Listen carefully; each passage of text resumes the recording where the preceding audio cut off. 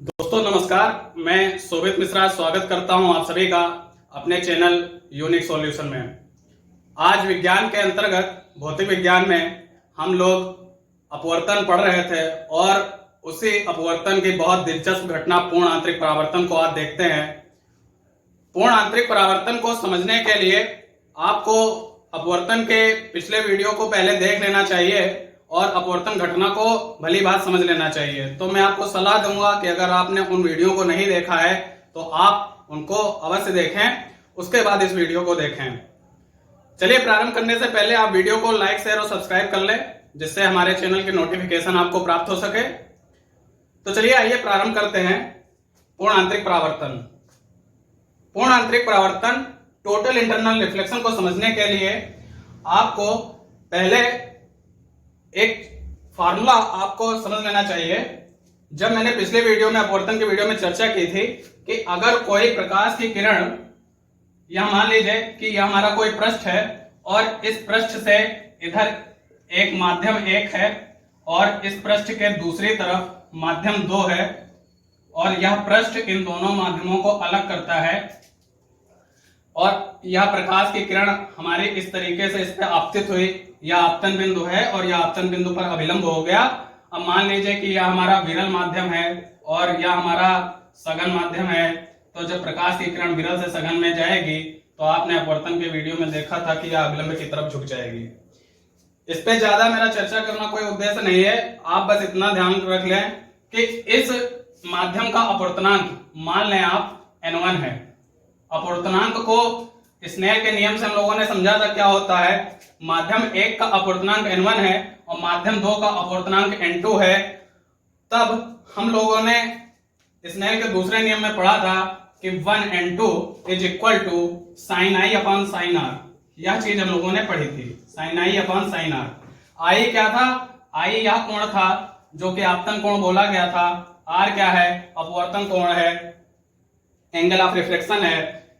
लेकिन अगर इस अपवर्तनांक को 1N2 को माध्यम 1 के अपवर्तनांक और माध्यम 2 के अपवर्तनांक के रिस्पेक्ट में लिखना चाहें तो 1N2 is equal to N2 upon N1, N2 upon N1 यह लिखेंगे।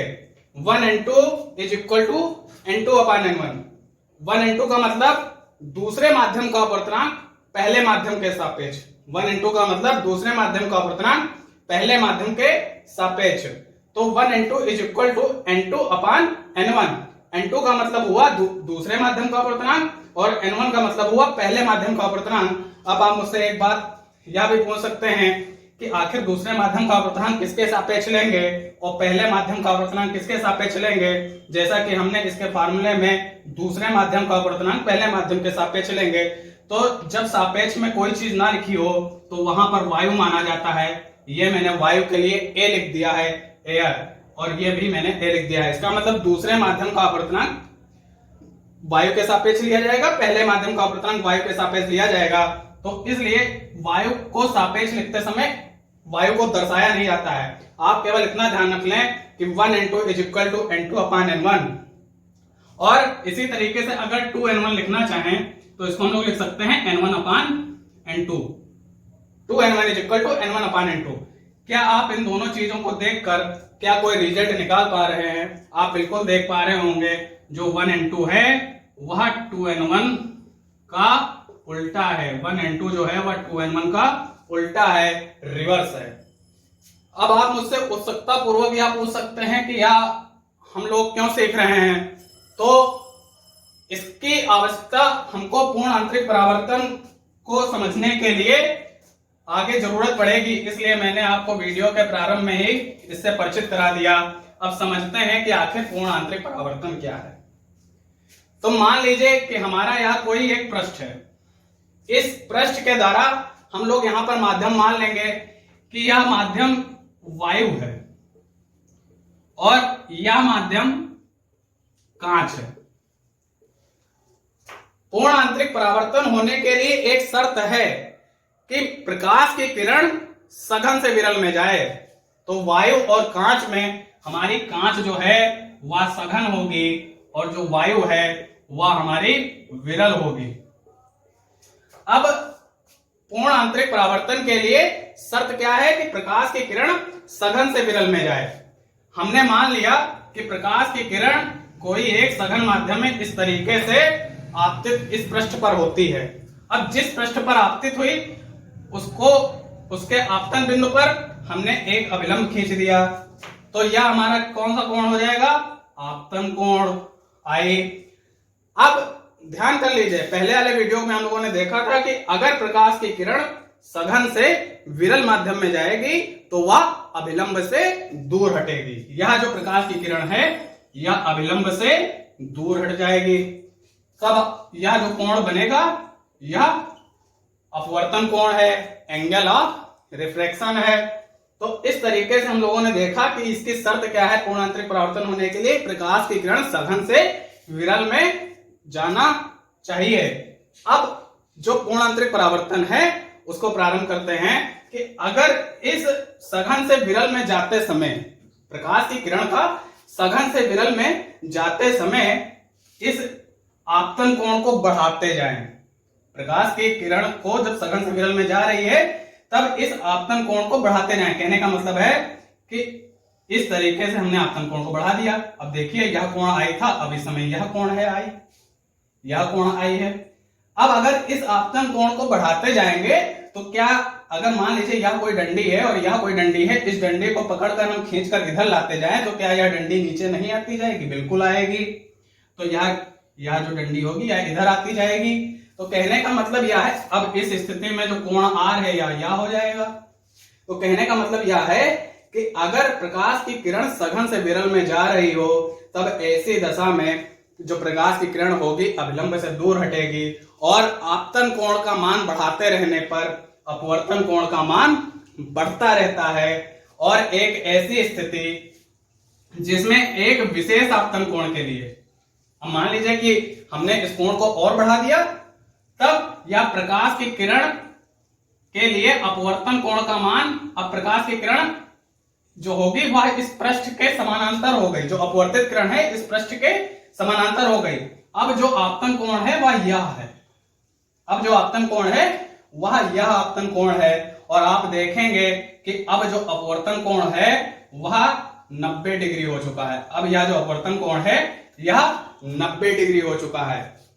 तब यह जो कोण है, यह जो आपतन कोण है, अब इस आपतन कोण को हम लोग क्रांतिक कोण कह देंगे। इस आपतन कोण को हम लोग क्रांतिक कोण कह देंगे और क्रांतिक कोण को क्रिटिकल एंगल बोला जाता है। क्रांतिक कोण को क्रिटिकल एंगल सी से लिखा जाता है और यह क्रिटिकल एंगल बोला जाएगा। तो पहले कोण आंतरिक परावर्तन से पहले क्रांतिक कोण को आप समझ गए कि अगर प्रकाश की किरण, अब इसको शब्दों में कैसे व्यक्त कर सकते हैं? अगर कोई प्रकाश की किरण सघन से विरल माध्यम में जाए तब ऐसी दशा में आपतन कोण का मान बढ़ाते रहने पर अपवर्तन कोण का मान बढ़ता जाता है तथा एक विशेष आपतन कोण के लिए अपवर्तन कोण का मान 90 डिग्री हो जाता है। उस विशेष आपतन कोण को क्रांतिक कोण, क्रिटिकल एंगल कहते हैं। उस विशेष आपतन कोण को क्रांतिक कोण, क्रिटिकल एंगल कहते हैं, जिसे सी से लिखा जाता है। अब इस क्रिटिकल एंगल से अगर थोड़ा भी हम प्रकाश की किरण और बढ़ा दें, प्रकाश की किरण जो आपतन कोण था उसको और बढ़ा दें, तब आप देखेंगे कि यह किरण उस दूसरे माध्यम में ना जाकर के इस माध्यम में आना चालू कर देगी और यही घटना अपवर्तन रहा था, लेकिन आप देखेंगे कि यह जिस माध्यम से आई वह उसी माध्यम में वापस हो गई। इसीलिए इस घटना का नाम परावर्तन दिया जाता है और जिसको पूरी तरीके से पढ़ा जाएगा पूर्ण आंतरिक परावर्तन। उम्मीद है आप इस घटना को समझ पाए होंगे। 1 से 2 बार और देख लें, पूरी तरीके से समझ जाएंगे। अब हम लोगों ने वीडियो की शुरुआत में चर्चा की थी कि 1n2 is equal to n2/n1। वह क्यों किया था? मान लीजिए यह सघन माध्यम है और यह विरल माध्यम है और यह कोई एक क्रांतिक कोण है जिसको C बोला गया और यह अपवर्तन कोण 90 डिग्री है। तब ऐसी दशा में यह जो हमारा था, हमने कौन सा माध्यम माना था? यह हमने वायु माना था और यह हमने वायु माना था और यह माध्यम कौन सा माध्यम माना था? कांच माना था। इस माध्यम के अपवर्तनांक को किससे लिख सकते हैं? Ng, मतलब कि ग्लास का अपवर्तनांक, वायु के अपवर्तनांक को किससे लिख सकते हैं? Na। तब प्रकाश की किरण कहां से कहां जा रही है? Ng से, मतलब कि ग्लास से एयर में जा रही है। तब ऐसी कंडीशन में जो हमारा हम वायु का अपवर्तनांक ग्लास के रिस्पेक्ट में देखना चाहें, मतलब कि GNA वायु का अपवर्तनांक ग्लास की, कांच के रिस्पेक्ट में देखना चाहें, तब हम लोगों ने फार्मूला पढ़ा था N = sin I। यहाँ पर I है वह क्रांतिक कोण है और sin R, R हमारा 90 डिग्री है। तब आप देखेंगे कि GNA = sin C और sin 90 का मान 1 होता है, इसलिए इसको 1 को नीचे से हटा दिया जाएगा। अब आप GNA को 1/Ang लिख सकते हैं? नहीं लिख सकते हैं, बिल्कुल लिख सकते हैं। ऐसा हम लोग क्यों लिख सकते हैं? क्योंकि अभी हम लोगों ने पढ़ा था कि 2N1 = 1/1N2। अब मेरे ख्याल से आप उन चीजों का मतलब समझ पाए होंगे, यह चीज मैंने क्यों बताई थी। तो जब GNA = sin C है, तब क्या हम लोग इसको Ang में परिवर्तित करने के लिए 1/Ang नहीं लिख सकते हैं? बिल्कुल लिख सकते हैं। तब अगर Ang को इधर भेजना चाहें, Ang का मतलब आप समझ गए होंगे, ग्लास का अपवर्तनांक वायु के सापेक्ष, तब यह sin C नीचे चला जाएगा और यही अपवर्तनांक को क्रांतिक कोण के बीच में संबंध कहा जाता है। यही अपवर्तनांक और क्रांतिक कोण के बीच में संबंध कहा जाता है। यह जो संबंध है, यह अपवर्तनांक और क्रांतिक कोण के बीच में संबंध कहा जाता है। अब इस एक घटना का दैनिक जीवन में बहुत व्यवहारिक उपयोग होते हैं और उन उपयोगों को हम लोग अगले वीडियो में समझेंगे। उम्मीद है आपको पूर्ण आंतरिक परावर्तन समझ में आया होगा, साथ में क्रांतिक कोण समझ में आया होगा और अपवर्तनांक और क्रांतिक कोण में क्या संबंध होता है यह भी समझ पाए होंगे। तो उम्मीद है आपको वीडियो पसंद आया होगा। वीडियो को लाइक शेयर और सब्सक्राइब करें। धन्यवाद।